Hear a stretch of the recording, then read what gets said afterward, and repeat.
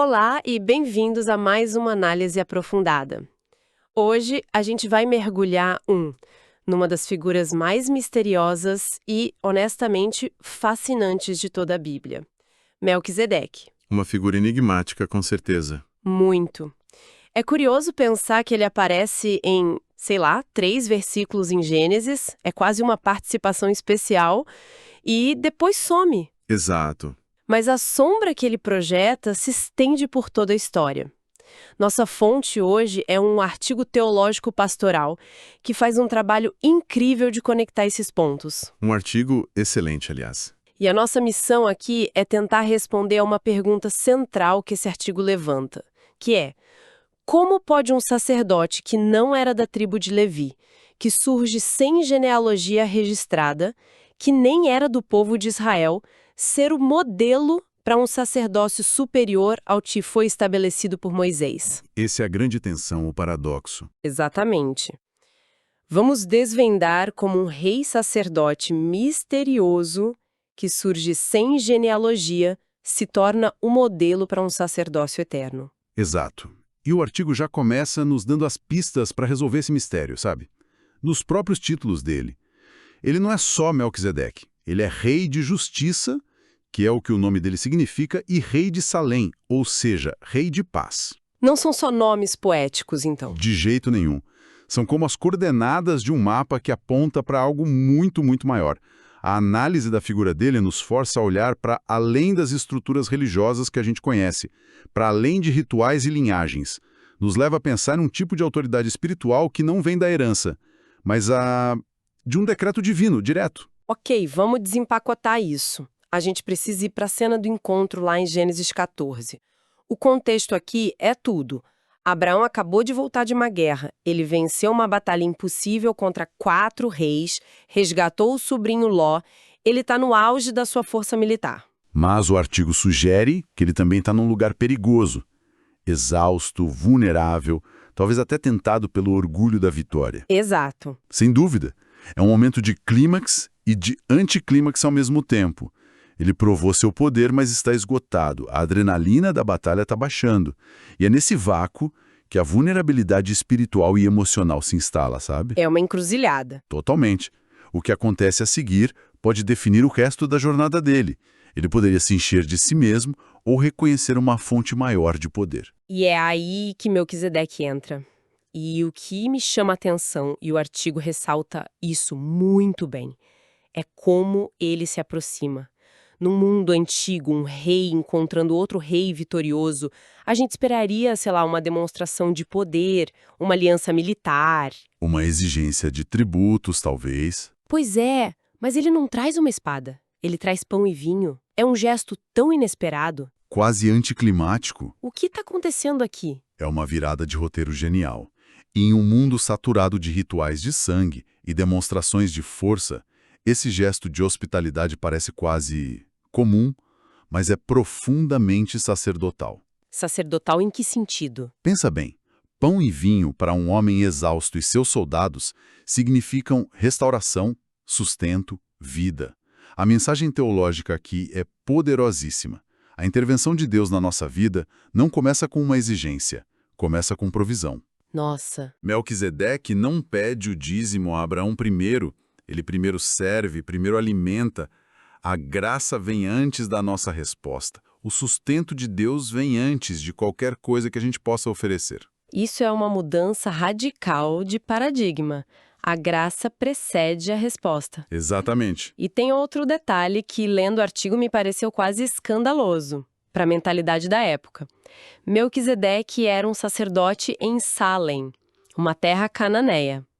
A bênção, a palavra de Deus, está vindo de fora da linhagem escolhida. Como isso é possível? Essa é a beleza da soberania de Deus. O artigo argumenta que Deus nunca ficou sem testemunhas no mundo, mesmo nos lugares mais improváveis. Certo. A autoridade de Melquisedeque não vem de um pedigree, não vem de pertencer ao clube certo, vem de uma eleição direta de Deus. E a prova irrefutável da sua superioridade espiritual está ali, na cena. No fato de que ele abençoa Abraão. Ele, o sacerdote cananeu, abençoa Abraão, o pai da fé. E Abraão, o escolhido, reconhece essa autoridade e voluntariamente entrega a ele o dízimo. É um ato de submissão.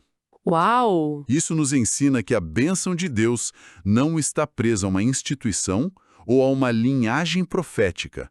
Ela flui através de quem Deus escolhe, onde Ele escolhe. É incrível. Essa figura deixa essa marca indelével em Abraão. O abençoa, recebe o dízimo e depois, Some. por séculos, ele é um mistério no texto. A gente poderia pensar que a história dele acaba ali, mas o artigo mostra que esse é só o começo de uma longa sombra profética, que ressurge num lugar totalmente inesperado, né? Num salmo. Exatamente, quase 1000 anos se passam e, de repente, no Salmo 110, um salmo messiânico sobre o futuro rei, lemos esta frase bombástica: "O Senhor jurou e não se arrependerá. Tu és sacerdote para sempre, segundo a ordem de Melquisedeque." É de arrepiar. O nome dele é resgatado do passado para descrever o sacerdócio do Messias. E a pergunta que fica é, por quê? Por que não segundo a ordem de Arão, o sacerdócio oficial de Israel, que foi estabelecido por Deus? Essa é a grande questão.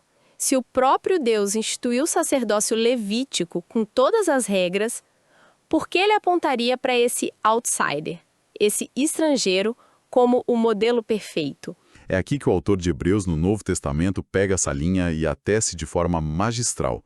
Ele explica que o sacerdócio levítico, por mais importante que tenha sido, tinha duas limitações fundamentais. Quais seriam?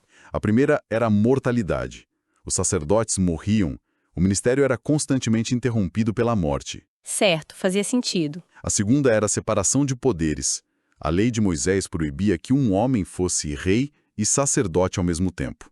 Reis vinham da tribo de Judá, sacerdotes da de Levi. E em Jesus? Em Jesus, que é da tribo de Judá, essas duas realidades se fundem. Ele é rei e sacerdote. Mas como ele pode ser sacerdote se não é de Levi? A resposta é: o sacerdócio dele não se baseia em genealogia, mas, como diz Hebreus 7, no poder de uma vida indestrutível.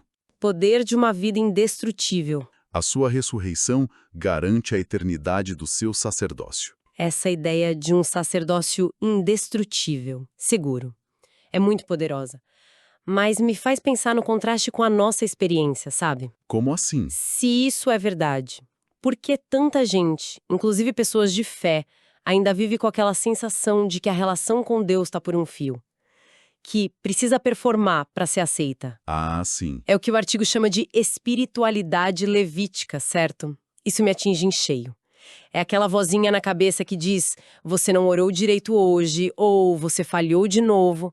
É uma contabilidade espiritual exaustiva. Ação com Deus baseada no medo, no desempenho e na culpa. É viver sob a tirania do "e se?". E se eu falhar? E se eu não for bom o suficiente? O sistema levítico, com seus sacrifícios diários, reforçava essa ideia de que, a cada erro, a ponte com Deus precisava ser reconstruída. Era um sistema necessário para aquele tempo, mas que gerava uma constante consciência da fragilidade humana. Então, o sacerdócio na ordem de Melquisedeque seria o antídoto para essa ansiedade espiritual. Precisamente. Ele oferece uma segurança que o outro sistema não podia dar. A nossa aceitação diante de Deus não está na nossa performance, mas na permanência de Cristo. E é aqui que entra aquele verso incrível de Hebreus 7:25, que o artigo destaca. Cristo é capaz de salvar definitivamente aqueles que, por meio dele, se aproximam de Deus, pois vive sempre para interceder por eles. Puxa! Pense na força disso. A nossa segurança não está no quanto a gente consegue se segurar nele, mas no fato de que ele nos segura, através de uma intercessão que nunca, jamais cessa. É uma mudança de perspectiva completa. É como ter um software de segurança rodando em nosso favor 24 horas por dia, 7 dias por semana. Mesmo quando o nosso sistema trava por um erro de usuário, uma falha, um pecado, a proteção dele continua ativa, garantindo nossa conexão. Nossa, essa analogia é ótima. A segurança não está no nosso hardware frágil, mas no software dele que nunca falha. Exatamente. E ok, aqui tem uma parte do artigo que de verdade me fez parar e reler umas 3 vezes. Ele volta para os títulos de Melquisedeque: Rei de Justiça, Zedek, e Rei de Paz, Shalem. Eu sempre achei que eram só nomes bonitos, poéticos, mas o autor argumenta que esses dois conceitos são, na verdade, a própria estrutura do Evangelho. Como ele amarra essas duas ideias? Essa conexão é o coração do argumento. No jeito de Deus fazer as coisas, na lógica do reino, não existe paz verdadeira que não seja fruto da justiça. Uma coisa leva a outra. Inevitavelmente. E não existe justiça plena que não resulte em paz. Tentar ter um sem o outro cria um sentimentalismo vazio, onde a gente ignora o mal, ou um legalismo cruel, onde só há condenação. Em Cristo, essas duas coisas se encontram. Como nosso Rei de Justiça, ele satisfaz as demandas da justiça de Deus assumindo a nossa culpa. A dívida é paga. Certo. E como resultado direto desse ato de justiça, ele, como nosso Rei de Paz, estabelece a Shalom, uma paz completa que restaura nosso relacionamento com Deus, conosco e com os outros. Eu nunca tinha pensado nisso dessa forma. Que a paz é uma consequência da justiça sendo feita. Exato.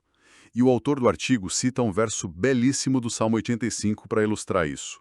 O amor e a fidelidade se encontrarão, a justiça e a paz se beijarão. Que lindo isso. E ele faz a pergunta: onde aconteceu esse encontro? Onde esse beijo cósmico ocorreu? A resposta é: na cruz. Na cruz. Na cruz, a verdade sobre o nosso pecado e a fidelidade de Deus se encontraram. A justiça de Deus contra o pecado e a paz que ele oferece à humanidade se beijaram. É ali que o reino de Melquisedeque, o reino de justiça e paz, se revela em sua plenitude. Nossa, isso muda tudo. De repente, os títulos de Melquisedeque não são mais sobre uma figura histórica, são sobre o evento central da fé. Exatamente. E isso nos leva de volta ao começo, de forma circular, àquele gesto do pão e do vinho. Depois de entender tudo isso, aquele ato inicial ganha um peso muito maior, né? Com certeza. A tradição cristã sempre viu ali um prenúncio da ceia do Senhor. O paralelo é impressionante. Jesus, o verdadeiro Melquisedeque, também pega o pão e o vinho na sua última ceia, mas ele leva o simbolismo a um nível infinitamente mais profundo. Como? Ele não apenas provê o alimento, ele se torna o alimento. Ele diz: isto é o meu corpo, este é o meu sangue, entregue por vocês. Ele é, ao mesmo tempo, o sacerdote que oferece e a própria oferta. E isso se conecta com a ideia de que o sacrifício dele foi único, definitivo. Perfeitamente. Como nosso sumo sacerdote eterno, na ordem de Melquisedeque, Cristo não precisa repetir seu sacrifício como os sacerdotes levíticos faziam ano após ano. Certo, o sacrifício foi uma vez só. Hebreus 7,27 é claro, ele se ofereceu uma vez por todas. O sacrifício na cruz foi completo. Acabou. A função sacerdotal contínua dele não é se sacrificar de novo, mas, como já falamos, a de viver para sempre para interceder por nós. O artigo usa uma imagem poderosa.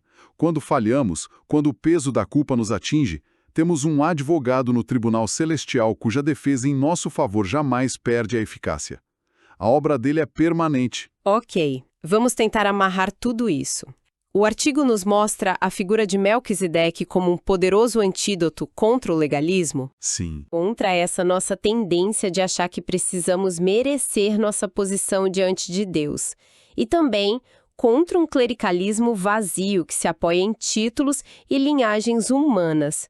Melquisedeque aponta para Cristo, um sacerdote rei eterno, cuja autoridade não vem da terra, não vem de uma instituição, mas vem diretamente do céu. Essa é a aplicação final. A verdade sobre o sacerdócio de Cristo na ordem de Melquisedeque é um chamado à confiança absoluta. Pense bem, se o nosso sacerdote vive para sempre e nosso rei governa com justiça e paz perfeitas, então nenhuma crise externa, nenhuma fraqueza pessoal, nenhuma falha nossa pode anular a bênção que ele conquistou para nós. Nossa posição está segura nele. Uau! E a nossa resposta, como a de Abraão, é entregar nosso dízimo, que é a nossa vida inteira, nossa adoração, nossos recursos em gratidão àquele que é infinitamente maior. E nessa jornada, somos constantemente sustentados, assim como Abraão foi, pelo pão da vida e pelo vinho da nova aliança, que nosso rei nos oferece.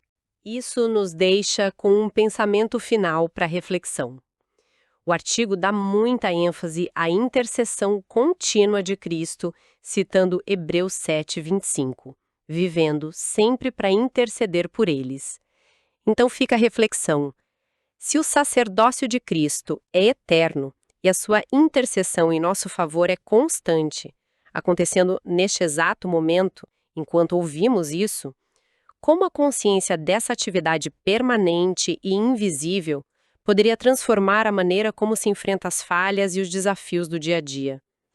Como seria viver não apenas com a memória de um sacrifício passado, mas com a certeza de uma defesa ativa e presente?